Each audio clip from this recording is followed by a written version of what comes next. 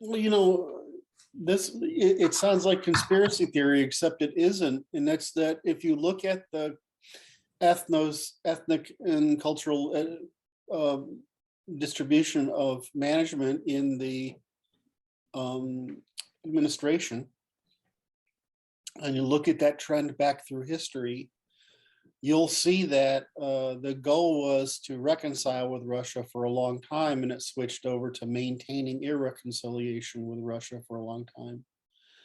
Well, is that the female strategy or the male strategy to maintain irreconciliation?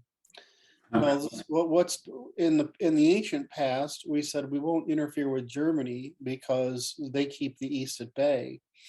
But Germany manifested Europeanism, and so they were the one that was spreading it east.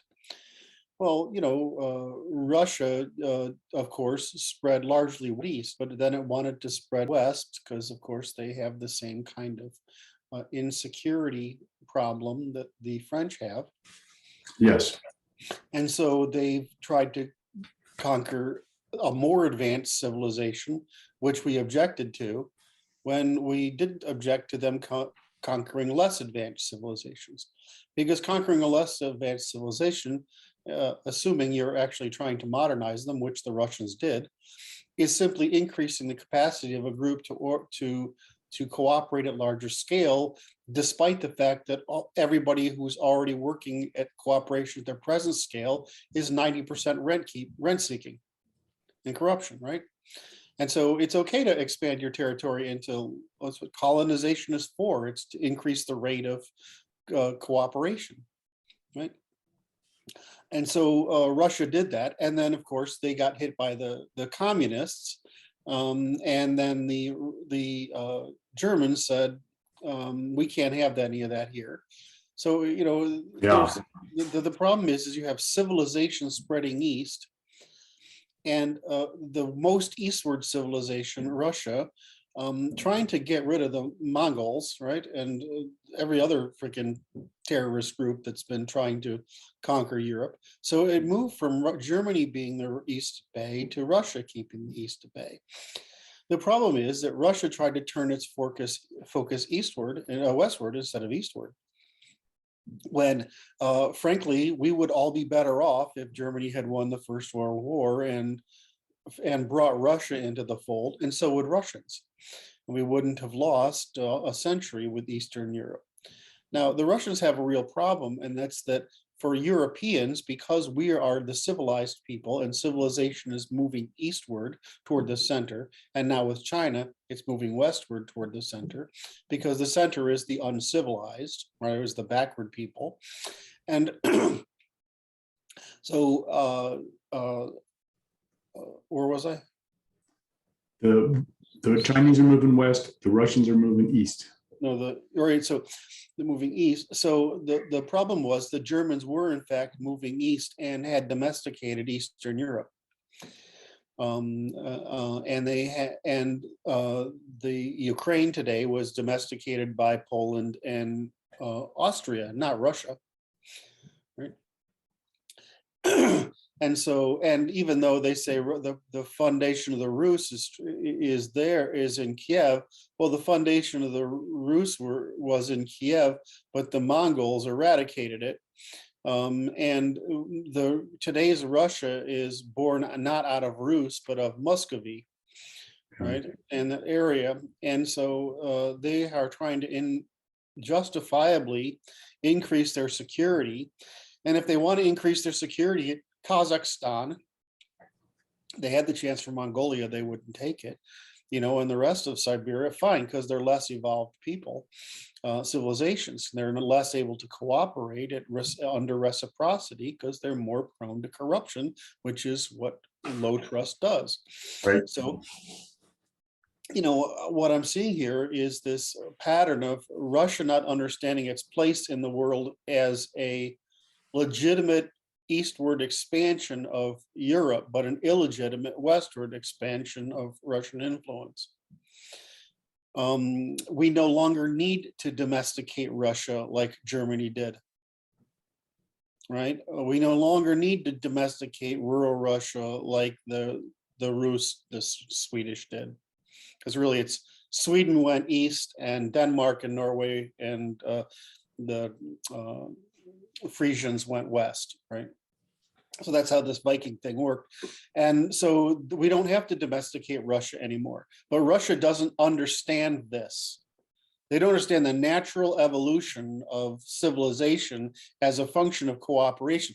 They play all these moral games because fundamentally they're primitive compared to us, right? They're still stuck in an old model. Why? They haven't had the same amount of time as we have had to go through our generations. They're trying to, they only stopped being serfs, slaves really, in the 1800s. They had that for a couple of decades. Then the Jewish Bolsheviks came along and made them slaves again and killed a whole bunch of them, right? And destroyed half of the 3/4 of the progress they've made. Now Stalin comes along and is like, well, actually I can fix some of this industrialization problem like China did, right? So they worked on that and they succeeded at it. But the Russians don't get this if I don't know which way you see my hands, but right. This is the Atlantic and this is the Mediterranean. Okay. Basically information maturity went clockwise around the European peninsula, and then backward, then down into the heartland, and then from Germany it moved east by colonizations by Germans, which is why Germans were saying, hey, we've got a right to protect these people because they're all civilization in the East has been created by Germans. In the Russian nobility, aristocracy was freaking German by then. It's simply true. Well, the Russians are like, well, we have this right to be all powerful. No, you have the right to be all powerful over the people you will equally pay the cost of domesticating, that frankly, we paid the cost of domesticating you. So we paid our cost to domesticate you, you pay your cost to domesticate them. That's a legitimate thing. But then the Russians get the freaking communists, and then they become fully expand. Not only did they become morally justified in recapturing their lands from the Golden Horde, right? They thought they were morally justified, period. Which they weren't. They were a less advanced civilization. And Peter was trying to fix that, right? I mean, Peter the Great was trying to fix that. And frankly, Russia had a great literature. It had a great monarchy. It had unions. It had a parliament. And the Bolsheviks took advantage of a period of weakness to turn the working class against the aristocracy, and it killed them. And so Germany is right to be afraid. Because we say Germany invaded Russia, or no, Russia was preparing to invade Germany. Right? Victor Suvorov wrote a book about this. Yes, well, it's common fucking knowledge. I mean, it's not like, the problem is, this is my problem with current diplomacy. I'm trying to get somewhere with this. Yeah, I'm getting there. It's pretty profound, really. But this is the problem with our diplomacy. Russians learned undermining from the Jewish Bolsheviks.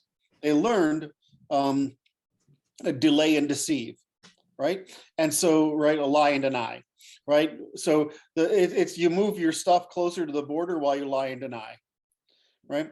And so we're forced between evidence and words. Well, in a high trust society, it's a disconnect for us. But in a low trust society, the words don't matter. Right. They're just smoke, and they're a low trust society. Right. And so they're claiming that they're being imposed. No, we're continuing to try to domesticate them. And in trying to domesticate them, we're trying to bring them, frankly, into NATO. Right? Now, who's preventing Russian entry into NATO? French. Well, it's not actually. The French are most friendly with Russians. It's the Americans. And who is it in America? It's the post-war Jewish wing in America. Why? Why don't they want Germany, Russia, Germany, and the Anglosphere to be united as circumpolar Christian civilization? Why are they that was the clue right there. Correct. So that's all that's going on. So my problem with Putin versus Bibi, right? Like, I'm not like this anti-Israeli person. I want them all to go there, right? I mean, That would be the best thing to happen to the world, is if you took all those IQ points and all that money, sent it there, and they would become the Netherlands, Germany of the Middle East, right? And with this generation, that's possible because Islam or fundamentalism is sort of vaporizing with the new generation. So, but one thing about Bibi is he'll say this right to your fucking face. This is the way you solve American policy, is talk directly to the American people. And Putin doesn't do that. He doesn't say the truth, right? The truth is, you Westerners have embodied sovereignty, right? Which self-determination by self-determined means. That only works if everybody's domesticated. The problem is everything not too far east of Moscow isn't domesticated. And so if we say self-determination by self-determined means, now we've got to cut Kazakhstan in half and have a war over that. We've got China doing an incursion into us. We've got a Muslim population inside of us. We've got these various Siberian populations. And basically, we don't have the economy, the military, the population to hold that territorial integrity. But we view our safety as based on that territorial integrity. Right. So there's a natural but true conflict between the European and Russian grand strategies. Right. The thing is, nobody's very smart in these groups. I mean, I don't know why there's why there are people who understand this, yet everybody talks about stupid shit in politics, in the media. And I just have to argue that the kind of people who can attract attention for the masses, whether political, media, or entertainment, or whatever, talking heads, business, they're just not smart enough or intellectually honest enough to understand that this is the root of the problem, is that all we need to do right now is protect territorial integrity. That was the objective of the post-war agreement that the United States put in place, is everybody just respect your territorial integrity, focus on human rights, build a modern economy, and then we'll all be fine. And then we don't have to be in charge anymore. Because that's how conservatives think, right? We want this fixed so we don't have to be in charge. Right. I don't want to manage that nonsense. I don't want this, right? I want to do my own thing, and I'm happy doing my own thing, right? So what's happened is that the pyramid that begins with, I guess it's really the ADL, but at this point is the ADL, SPLC, and their related networks. But it's not just Jews, right? You also have the Ford Foundation and various white virtue signaling idiots that follow it. So it's I always say that the white people aren't smart enough to come up with this kind of strategy because it's not natural to us. But once someone else has come up with the strategy and can put it in a pseudo moral frame, you will attract all these white virtue signaling, pathetic female incompetence into it, who will essentially form the acolytes of the new religion. So, but in any event, the natural thing is there's a natural alliance between the US and Russia, right? And there's a natural alliance because we're both borderlands. Right, Russia is the eastern borderland, and we're the western borderland. And of course, Europe will eventually do something, but it's more likely that over maturity, both Russia and America will evolve into more states instead of solid state. Now, they will become more European because there's no longer such need. But in the interim, the natural alliance is between the Asian land power and the Anglo naval power, right? And the shared space and air power, right? That's the goal. Now, what's preventing that? What's preventing that is a couple of very simple things.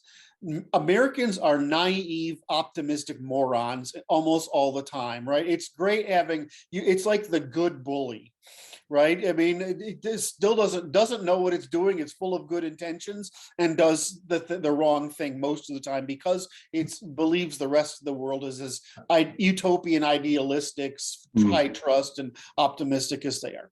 But the Russians, on the other hand, they're like, we're surrounded by fucking barbarians who kick our ass every opportunity, and we still have a problem with you guys coming in here just because we're behind, right?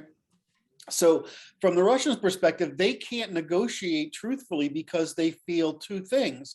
It's impossible to talk to the State Department and NATO because they're backed by these people who are trying to sow doubt, and Russian government can't afford to be weak. The Russians will never negotiate from a peace position of weakness. The problem is the Russians don't know how to take that argument and move it from the State Department to the American people by asking for help. Right? Russia, we have a long-term problem as Christendom. We have a long-term problem as Russia as the edge of Christendom. We need to work together to maintain, the good of Christendom for all our people, right? And Putin could do that. I mean, it would be easy for him. It would have been easier for him before he did this stupid fucking knee-jerk reaction of invading Ukraine. But he could have easily made that argument because that's the kind of argument Bibi would make, Israel would make, right? Which is just because more Americans are moral virtue signalers, give them a reason to be moral virtue signalers. That's right. Right. I mean, give them an outlet. So the solution is that unfortunately Russia needs to. If I were Russia, I'd keep my people there, right, in the borders, just to maintain attention, and then I'd switch the conversation, not from no expansion of NATO, but from the eradication of NATO and its replacement with circumpolar defense, and if they could do that, and we would do things like we could incrementally get there by cross training and whatever, right. And we'd have to be open about the fact that we're not going to let woke spread further into the East. Right? The Russians have to say that, right? You have this. No. You have this territorial advantage, so you can talk about sovereignty, reciprocity, truth, duty, right, and self-determination by self-determined means, because you've already got political, cultural, military homogeneity. Right. But we don't have that, and if we did that, then we'll just be opening up to the defeat of all the work we've put in place and civilizing the uncivilized part of the world, frankly, that's cold and too cold and too brutal a place for anyone else to take. It's rough. So it's full of natural resources that take care of Christendom forever. Right. And so the natural thing is for us to be allies here rather than enemies. And the problem is we can't develop trust because people are actively undermining our ability to produce trust. Now, to me, it's like, I'm like, I'm going to go to the Kremlin and I'm going to write a couple of speeches and you guys give these and you're in control now. This is important. They would be in control. Right, that would put them in control because now they've created an us problem, like for all of us Europeans, not just them, because their problem is real. And this is why I always say the truth is the most useful thing in negotiations, because it allows you to reach reciprocal exchanges. Right. Right. And it gets you out of shallow moralizing and girl talking. And all I see out here, there are so many news pundits that need a punch in the face today. I mean, especially, this fucking Irish or British, there's always some self-righteous, over-moralizing, virtue signaling shit for brains that gets on the students. Well, we need to not do this aggressive. Please rape me. I mean, that's what they're saying. Right? I mean, it's just freaking horrible. And that's my frustration with post-war British culture, is because they used to be the moral agent of the planet, right? And they've become the virtue signaling agent, with only being excelled by Canada and now New Zealand. I mean, that fucking woman was running New Zealand and she's a lunatic. She's just she's an absolute I mean, it's like I talked the other day and somebody's talking to me, a woman. I said, you don't understand. I mean, what we've learned isn't that the people of the pre-war periods opinion of women was true. It means it wasn't anywhere near as bad as it should be, because what this generation of women has done is proven just how destructive women are in politics because of their magical thinking. Well, we had to learn that. Well, I mean, that's the way to look at it, right? We ran an experiment and That's we right. learned. And we learned. Like, whoa, that was a mistake. Well, it's a mistake if you don't regulate female magical thinking, That's right. antisocial and anti-political, anti-civilizational behavior, because women are intrinsically evil politically, right? Men are intrinsically good politically because their lives depend on it. So it's just kind of interesting, these things that you learn in life and you don't want to learn because you want to keep your happy, nice people mind. And I've sort of gotten to the point where, I mean, I'm looking for some cherished I'm looking from sacred cow that I have left. Oh, yeah, you're dwindling herd. It's like, oh my. I would like one to hold on to. Just a warm, fuzzy cow. I want a sacred cow left. Leave me one, please. It's like the kid who's like, you stole on all his toys. He's got one left right now. I gotta have one toy to play with. Gosh, man. That's how it is. That's where we're at. So when you say that that's where we're at, yeah, and there's absolutely no necessity of it, because realistically, with America, Europe, and Russia combined to contain China, it's all over, because we immediately get India. And China's problem has to go away. Right now, the thing is, we have to stop this democracy as a good. It's not. It's a privilege that results from rule of law.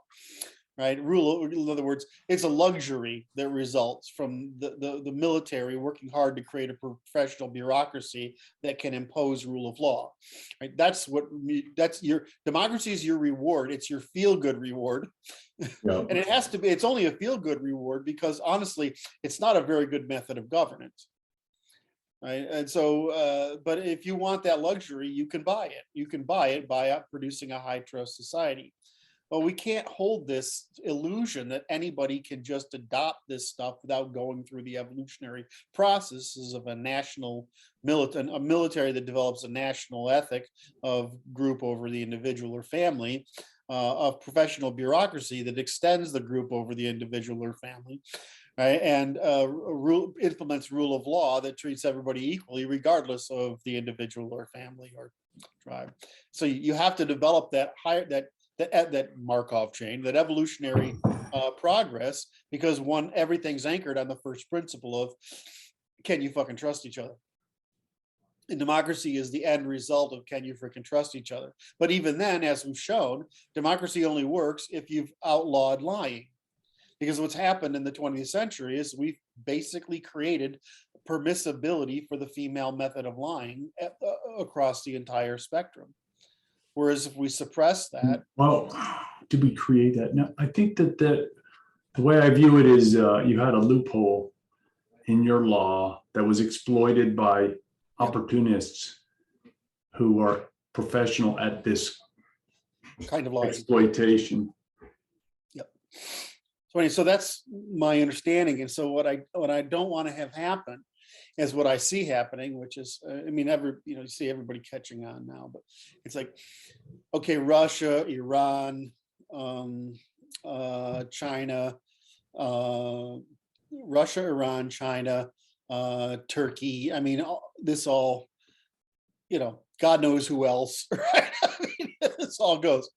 Yeah, we can't even be honest with ourselves about self-determination by self-determined means, because frankly, Scotland and Catalonia are examples of us not tolerating self-determination by self-determined means. So we can't hold Russia accountable by a law that we don't equally argue.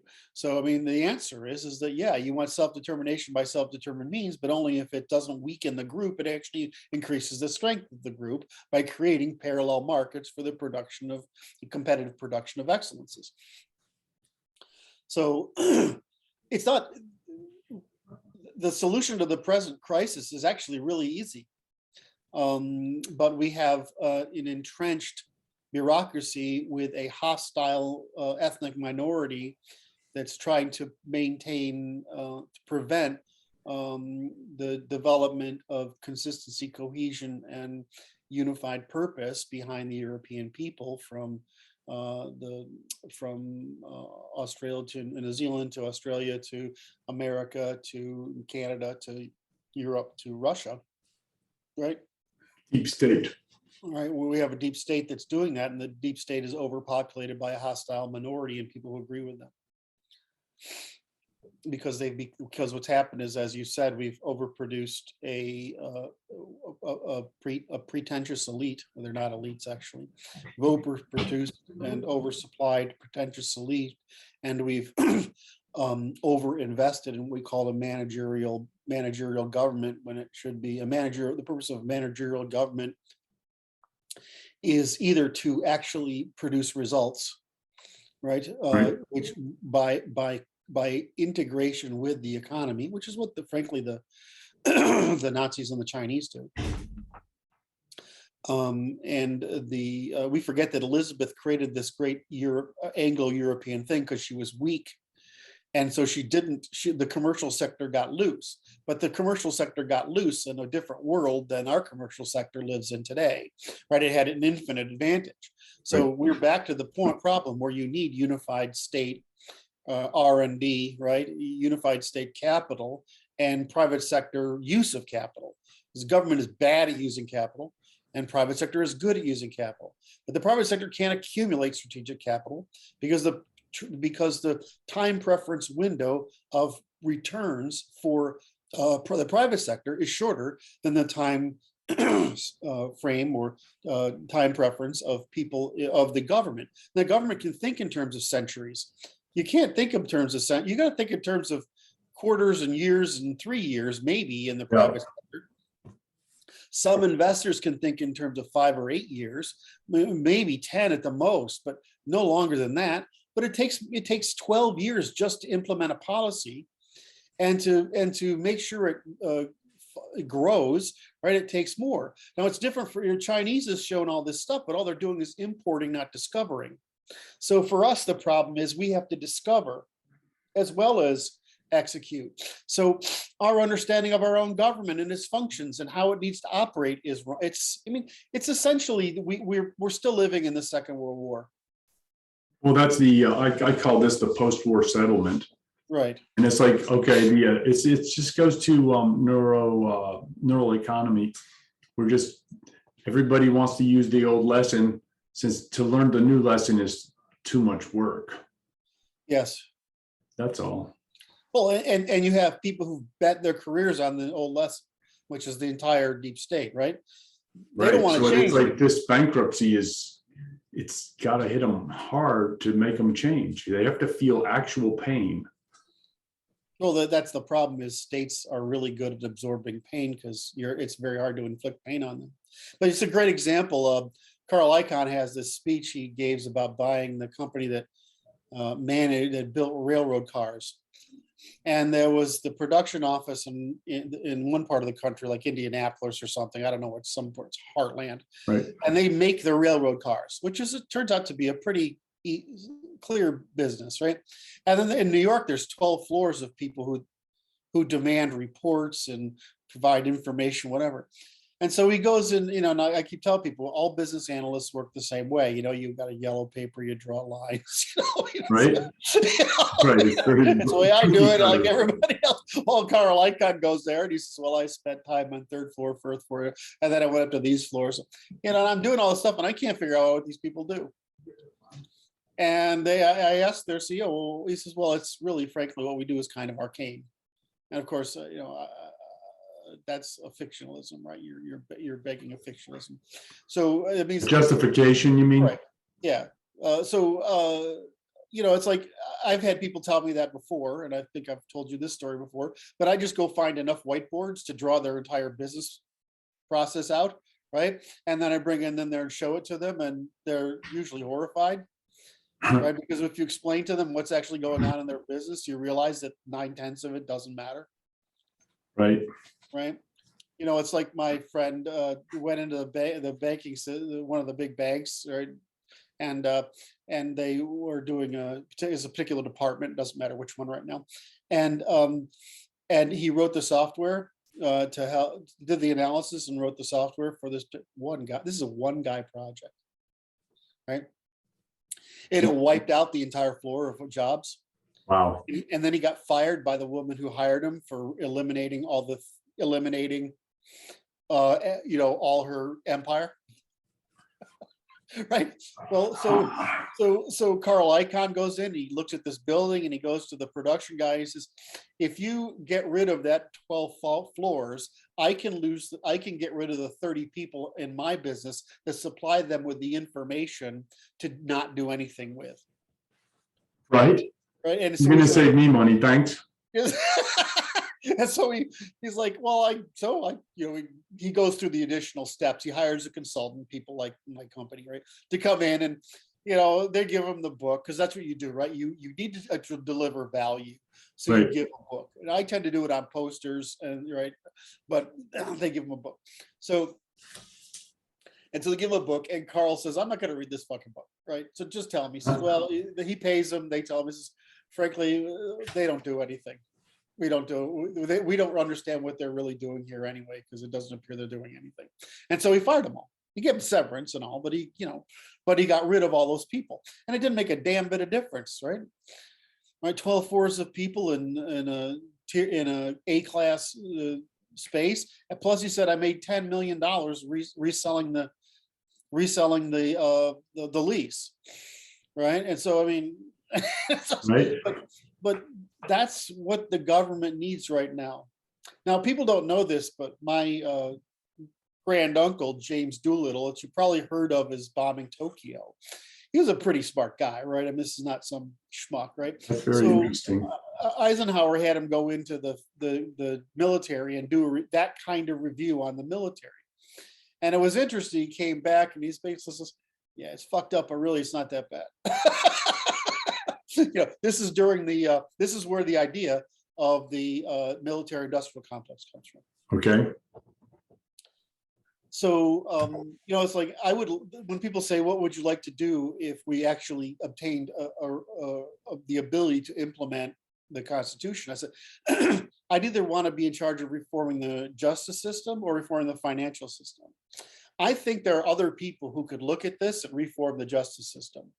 But me, I look at the financial system and I'm like, you've got to be worse than Carl Icahn to fix the finance. I mean, you've got to be willing to roll heads, until there's skull pyramids, because you're going to wipe that thing out, right? The financial system is so predatory. Yes. That it's the most criminal organization in history. Now we think of priesthoods as being like the Catholic Church was pretty awful in its extraction, but I mean, the current financial system. Right? Oh yeah, it's way better. Those guys were pikers. Way more corrupt, and and it's like the Europeans were complaining about this throughout history, and it's like you can't say it because it's shielded with this lie that you're just picking on a race. But that's not what it is. It's just the system itself is intrinsic, intrinsically evil. once you're not relying on private money.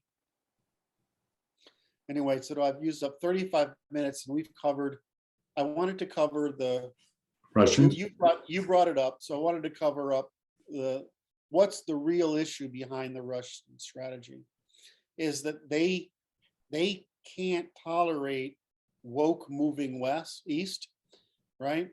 And they can't tolerate the utopian idealism of self-determination by self-determined means until people are of equal ability to cooperate.